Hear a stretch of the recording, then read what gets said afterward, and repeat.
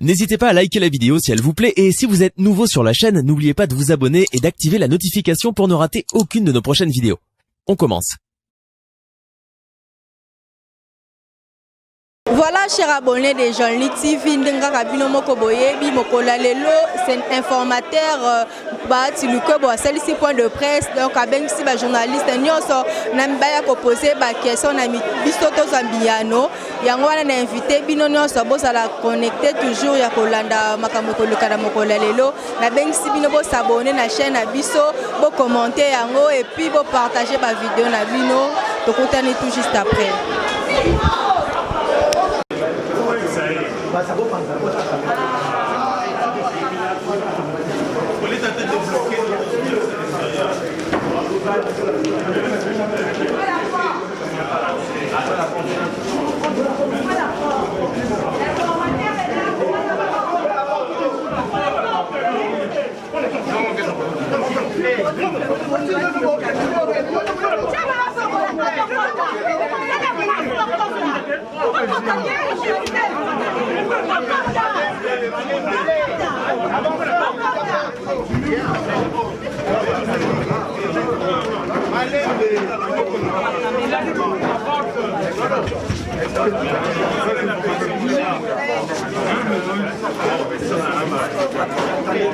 Attendez, mais la phase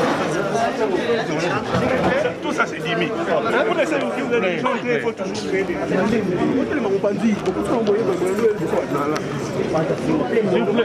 S'il vous plaît, avançons.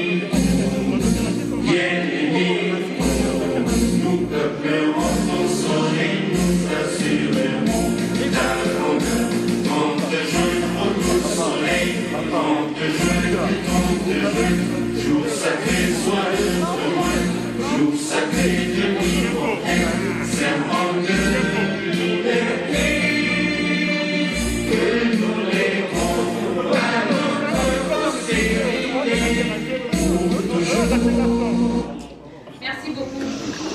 Regagnez vos places. Honorables députés et sénateurs, mesdames et messieurs de la presse, mesdames et messieurs en vos titres et qualités respectifs, nous vous souhaitons la bienvenue dans ce beau cadre du fleuve Congo-Hôtel. Nous vous remercions de votre présence à cette conférence de presse. Vous êtes de la presse nationale et de la presse internationale, et en face de vous, l'informateur.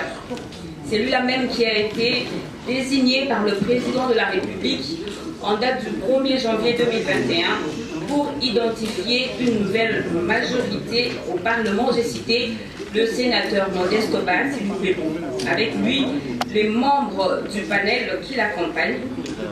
Il s'agit du professeur Cachemire Kolongele-Ebirand du cabinet du président de la République, empêché, de l'honorable Sami Badi Banatita, de l'honorable Rémi Massamba, de l'honorable Jean-Bertrand Ewanga, de l'honorable Dani Banza Maloba, de l'honorable Vincent Okoyo et de l'honorable gouverneur Gentini Gobila. Dans le déroulé de ce jour, nous allons en priorité accorder la parole à l'informateur le sénateur Modeste Bat Lukwebo pour sa communication. Et juste après, nous allons vous accorder la parole à vous, la presse, pour le jeu de questions-réponses. À présent, nous accordons la parole à l'informateur, le sénateur Modeste Bat Lukwebo, pour sa communication.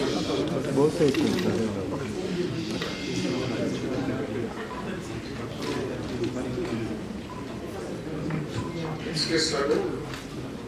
Ça donne? Voilà, merci. Mesdames et messieurs de la presse, je vous remercie d'avoir répondu à notre invitation en dépit de vos multiples occupations et profitons de cette occasion pour vous présenter à vous et à vos familles respectives les vœux les meilleurs pour cette nouvelle année 2021. Comme vous le savez, il a plu à son Excellence, Monsieur le Président de la République, chef de l'État, Félix Antoine Tshisekedi Tshilombo, de nous confier, conformément à l'article 78 de la Constitution, en date du 1er janvier 2021, une mission d'information en vue d'identifier une coalition majoritaire au Parlement. J'en ai été notifié le 5 janvier 2021. Cette désignation est intervenue à l'issue de son discours du 6 décembre 2020. Au terme des consultations des partis politiques et regroupements politiques, ainsi que des forces vives de la nation menées par le président de la République, chef de l'État. Il vous souviendra qu'à cette date, le président de la République, chef de l'État, avait annoncé plusieurs mesures dans le souci d'améliorer la gouvernance publique de notre pays et ainsi poser les bases nouvelles d'un état de droit et du développement économique et social de notre pays. Il était donc normal qu'après ma désignation, je me mette à l'exécution des tâches inhérentes à la mission me confiée, assister des personnalités qui ont été choisies discrétionnairement par son Excellence, Monsieur le Président de la République. Il était donc normal qu'après ma désignation, que je puisse donner la méthodologie de travail qui consiste à recueillir les mémos et les cahiers de charges des consultés, faire la synthèse et la mise en commun des mémos et cahiers de charges recueillis, dégager les convergences en vue de définir les grandes lignes de la coalition politique et gouvernementale, identifier une coalition majoritaire au Parlement en vue de la formation d'un nouveau gouvernement de la République. Je voudrais ici rassurer les uns et les autres que le contenu des mémorandas et autres préoccupations exprimées par les chefs des partis et regroupements politiques, ainsi que par les élus du peuple, sera consigné dans mon rapport final à présenter à son Excellence, Monsieur le Président de la République, chef de l'État. C'est ici l'occasion pour moi de préciser que depuis le début de ma mission, tous les préalables nécessaires ont été réalisés. Dans cette optique, j'ai pris des contacts avec différentes forces politiques qui constituent le Parlement. Aussi, je réitère l'invitation aux différentes forces politiques à répondre positivement à l'appel lancé par le président de la République, chef de l'État, de dégager une coalition politique majoritaire dénommée Union sacrée de la nation, au fin de lui permettre de mettre en œuvre le programme pour lequel il a été élu en 2018 et dont il devra rendre compte à la fin de la législature. Parlant de l'union sacrée de la nation, je précise ici qu'il ne s'agit ni d'un parti politique, ni d'un regroupement politique. Il s'agit d'une vision républicaine du président de la République, son Excellence Félix-Antoine Tshisekedi Tshilombo, en vue de rompre avec la mauvaise gouvernance du passé et lancer les bases nouvelles d'un état de droit et du développement intégral de la République démocratique du Congo, visant le mieux-être de chaque citoyen. Par voie protocolaire, les invitations seront lancées aux partis politiques, regroupements politiques et personnalités ayant des députés nationaux à l'Assemblée nationale.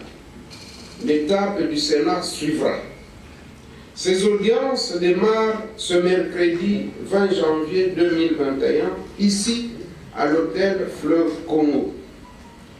Avec l'aide de Dieu, je demeure convaincu de l'issue heureuse de ma mission par l'identification d'une coalition fondée sur une forte majorité parlementaire, gage de la stabilité de notre pays. Je ne saurais clore ce petit mot sans rappeler que la démarche du chef de l'État a pour finalité de concourir au bien-être de la population congolaise dans toute sa diversité, en s'appuyant sur des axes majeurs, notamment la paix et la sécurité, le développement économique, les réformes institutionnelles et électorales, le bien-être social, l'environnement et le développement durable, le tout par et grâce à des femmes et des hommes nouveaux dans leur comportement et qui prennent la résolution de rompre avec les antivaleurs et de les combattre. J'invite donc la population congolaise à adhérer totalement à la vision du chef de l'État pour en assurer la réussite totale. Je vous remercie.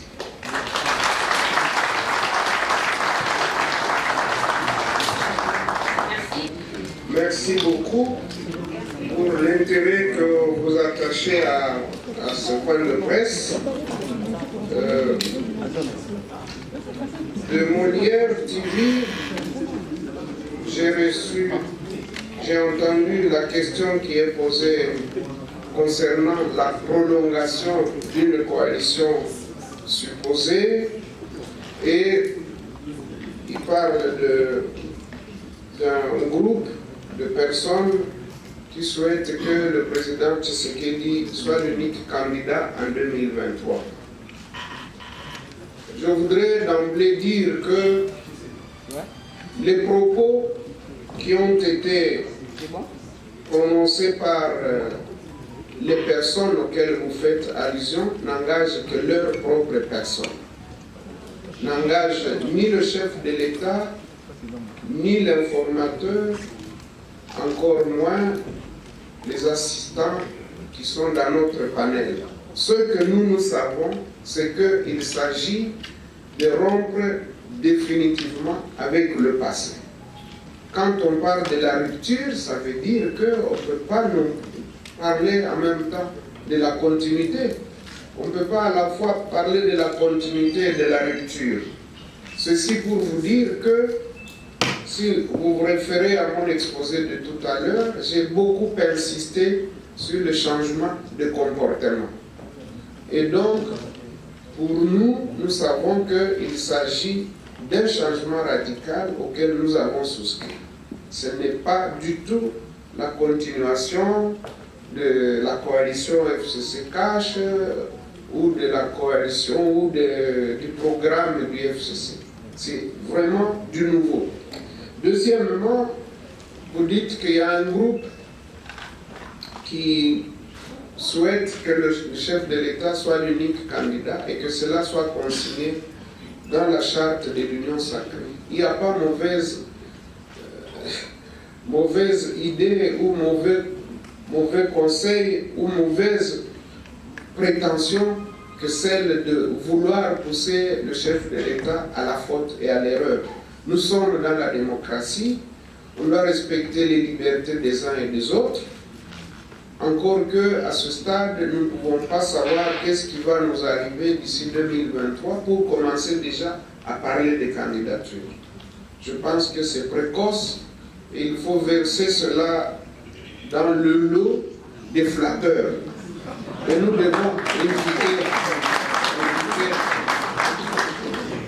devons éviter ce comportement. Nous avons insisté sur le changement du comportement. Il faut éviter l'escroquerie politique et la flatterie. C'est tout ce que je peux vous dire à ce stade. Celui le compatriote d'Impact News, il pose des questions sur l'AFDC et alliés. Tout le monde, même les petits-enfants, connaissent l'histoire de l'AFDC et alliés.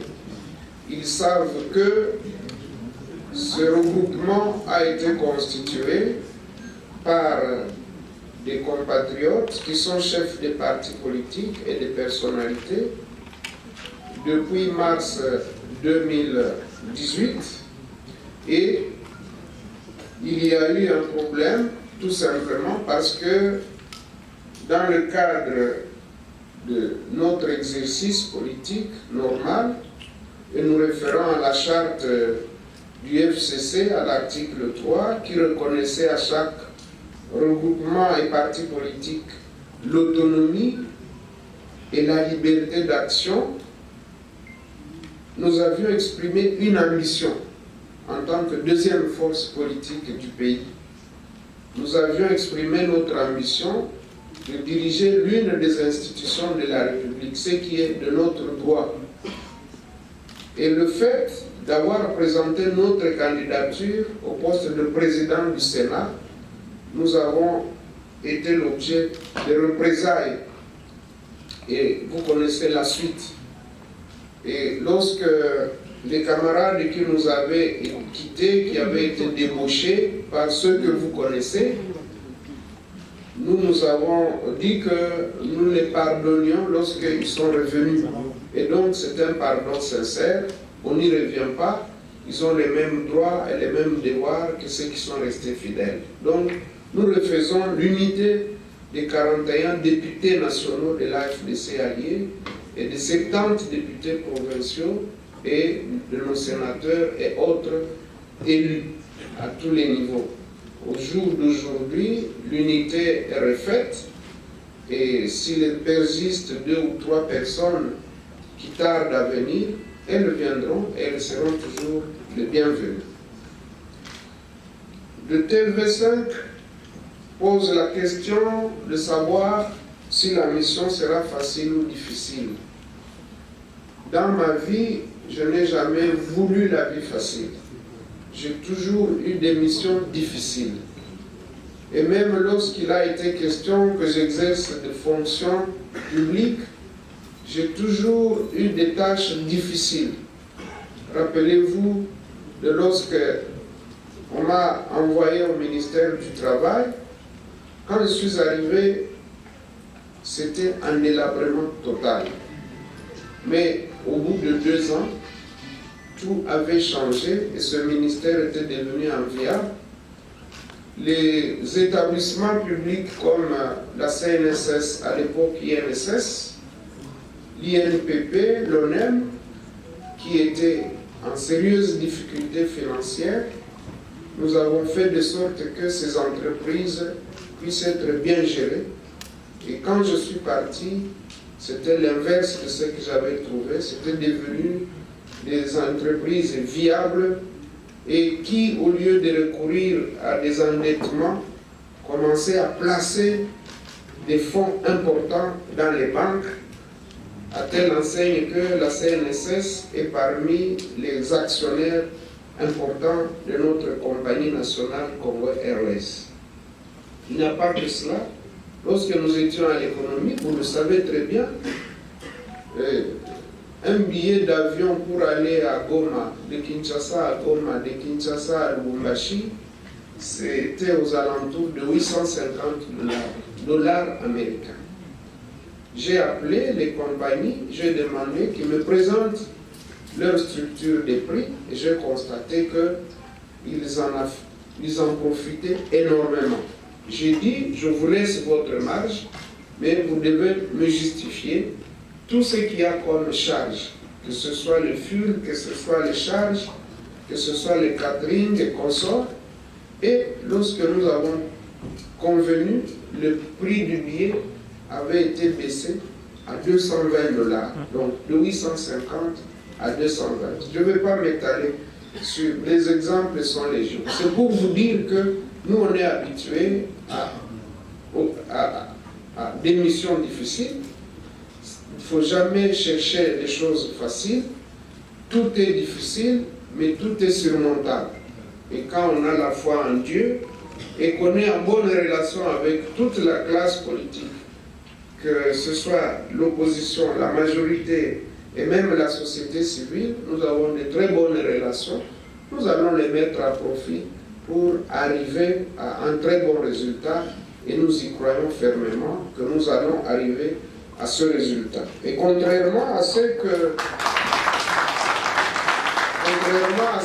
disait celui d'Info CD, que tout est déjà acquis, il ne faut pas vous fier aux déclarations des hommes politiques, des femmes politiques. Nous ne pouvons pas nous fier seulement aux déclarations. La preuve, c'est qu'il n'y a pas longtemps, vous avez suivi des déclarations et des contre-déclarations venant des mêmes personnes. Et donc, il ne suffit pas que les gens fassent des déclarations pour les croire.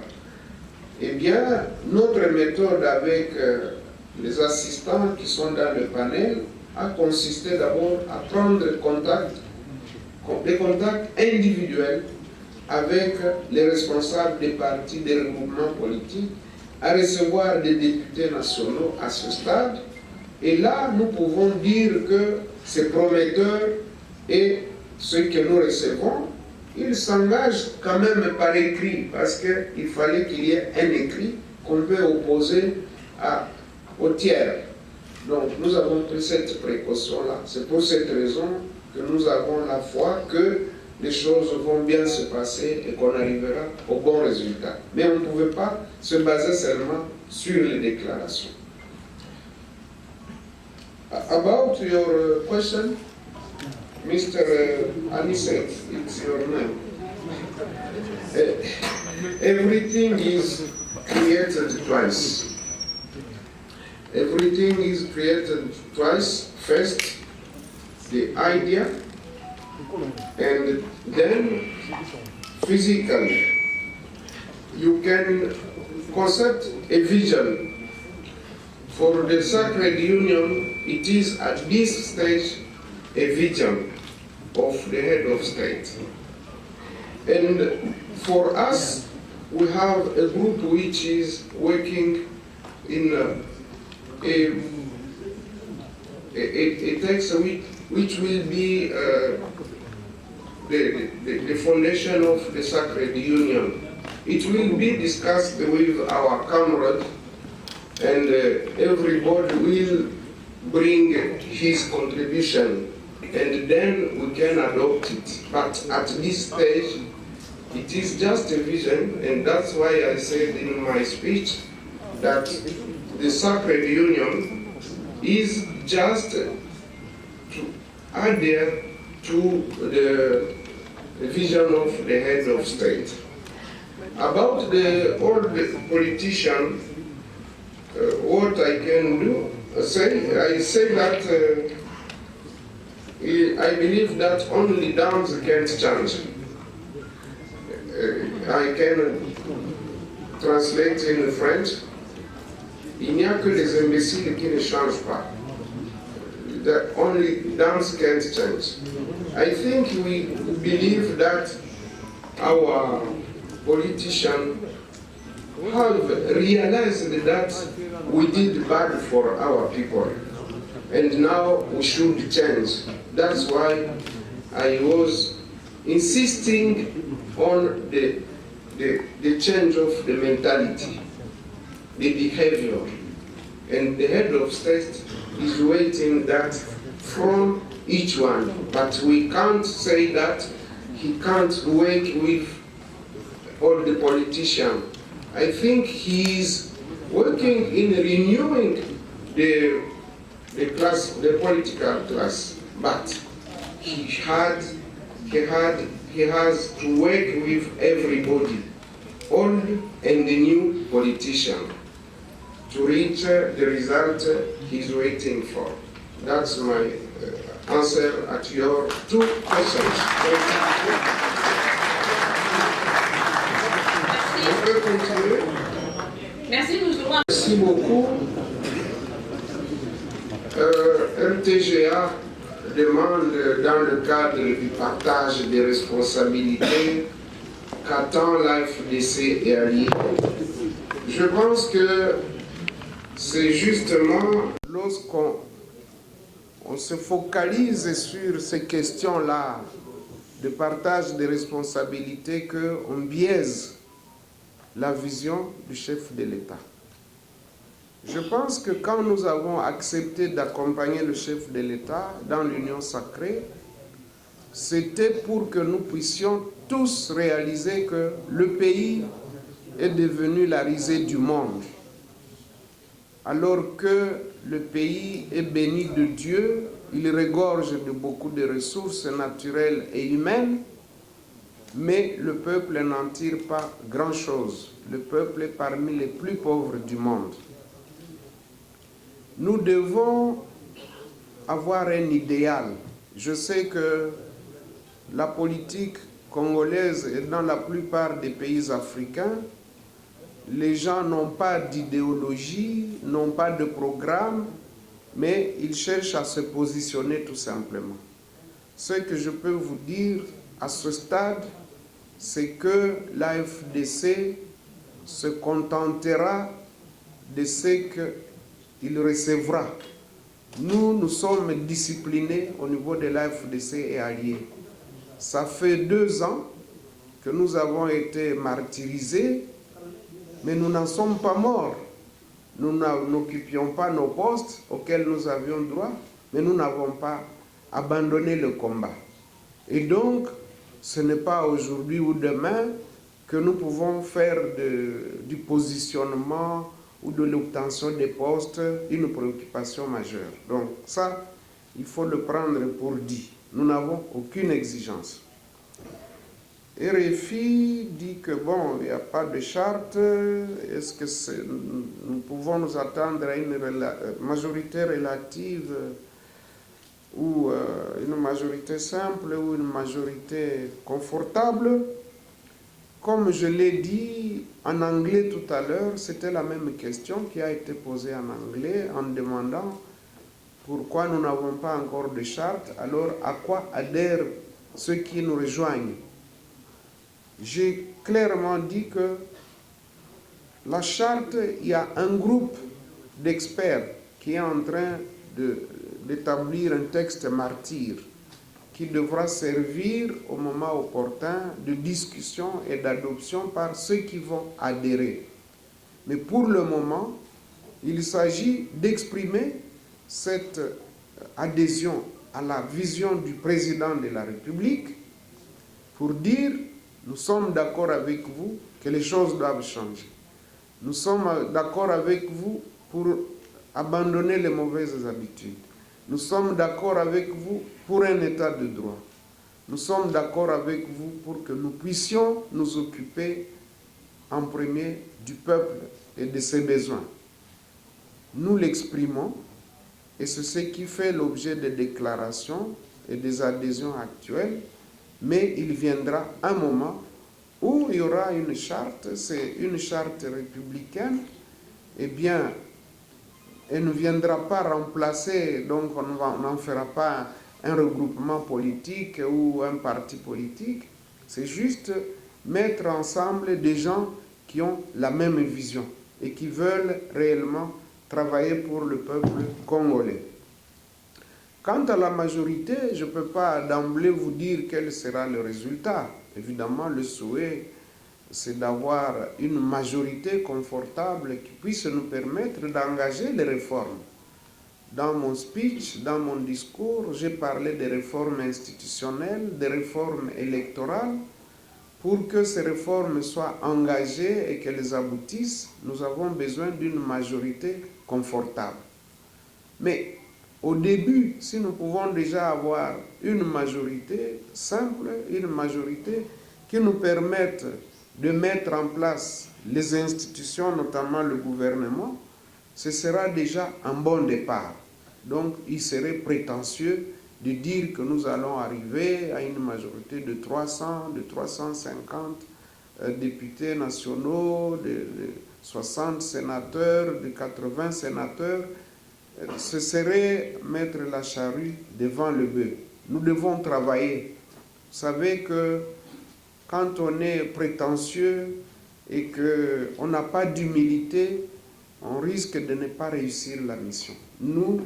Nous gardons notre humilité en nous disant, nous allons vers ceux qui peuvent nous doter de cette majorité, nous y allons humblement et respectueusement avec l'espoir qu'ils seront convaincus que nous sommes en train de travailler pour l'intérêt du peuple congolais.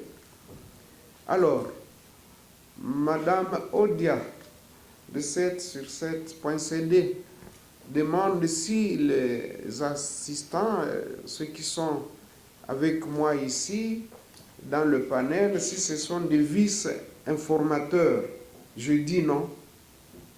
La Constitution, elle est claire. L'informateur est un seul. Mais on ne peut pas s'empêcher de s'entourer d'une équipe. Vous aurez remarqué qu'elle répond à toutes les zones linguistiques de notre pays. Vous avez l'espace swahiliphone, l'espace lingalophone, l'espace Congo, ou Munukutuba si vous voulez bien. Vous avez l'espace Luba, et donc Luba y compris toutes les langues du centre, Tetela et Songye, Chokwe et consorts. Donc, mais vous remarquerez qu'en tout cas, il y a une représentation du nord, du centre, de l'est, de l'ouest et du sud du pays. Ça, c'est le choix discrétionnaire du chef de l'État. Donc, ce n'est pas moi qui les ai choisis, je les ai accueillis et nous travaillons en toute harmonie. Il n'y a aucun problème. La question du budget, elle m'intéresse aussi parce que j'ai vu dans les réseaux sociaux quelqu'un dire qu'on a débloqué 1 500 000 $ pour le travail de l'informateur. Je dois vous dire qu'il n'y a pas de délation que celle-là. C'est vraiment une délation.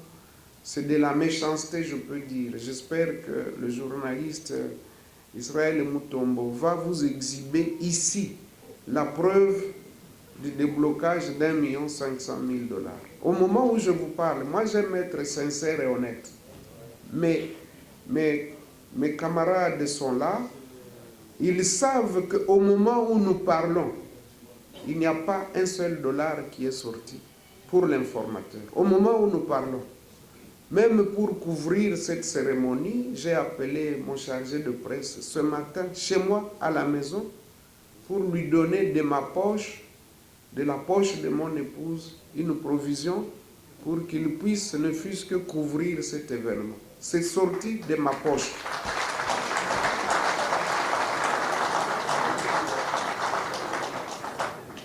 Très souvent, les gens s'attaquent au président Tshisekedi en disant « même à son époque, on arrête les gens ». Mais imaginez si moi j'étais quelqu'un qui est tourné, parce que moi je banalise parfois de pareilles accusations, je les banalise, mais quelqu'un d'autre aurait pu intenter un procès, et quand on vous condamne, on va dire on s'attaque à la presse. Mais j'espère que tout à l'heure, il va nous donner ses sources et il va apporter les preuves, parce qu'en matière de paiement, on n'invente rien. Si on débloque l'argent, il doit y avoir une pièce justificative. J'espère que nous allons la voir ici tout à l'heure. Donc, nous devons éviter la délation.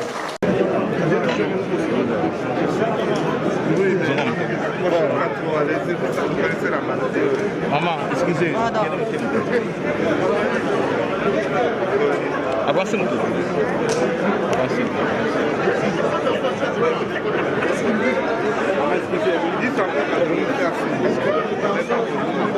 Ok, m'envoie un message. Avancez une télévision. Avancez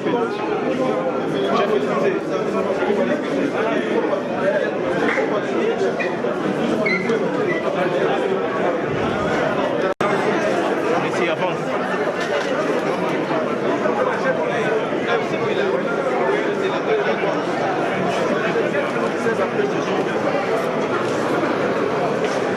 Mbote. Ndenge informateur baati asalisi point de presse ya mokolo la lelo idée nao na makambo nyonso oti koloba ezali nini? En fait, l'informateur baati azaki précis et concis puisque moi kokoso ezalaki na bato ebele bandaki koyeba te vraiment mission ya informateur oyo ya baati lukwebo, notamment sur la question ya mbongo, sur la question ya contacter la force politique ebele. Il y avait un peu moi cacophonie ezalaki wana, mais l'informateur a certainement défini sa politique, il y a gestion, il y a responsabilité au PCI. Il a simplement dit que mission Azanango ezali pour un mois, ezali institution te, ezali moi mission moko oyo concession et PCI. Et donc, confiance au président Mboka PCI pour identifier la majorité nationale à Parlement. Parce que puisque vous savez que la coalition FCC Cash, puisqu'il n'y avait pas une majorité qui a été définie conformément à la Constitution. Il n'y avait pas une majorité qui a été définie. Alors, compte tenu de cela, il fallait nommer un informateur en vue d'identifier une nouvelle majorité. Alors, en voulant nommer un informateur, le président a nommé Bahati Lukwebo pour respecter l'article 70 de la Constitution. Pour être un article 70 de la Constitution, il dit que Mokonzamo Katsoki a constaté que la majorité des alités a coupé sa mission, il y a information, il y a mission, il y a une personnalité. Donc, c'est une mission de l'information.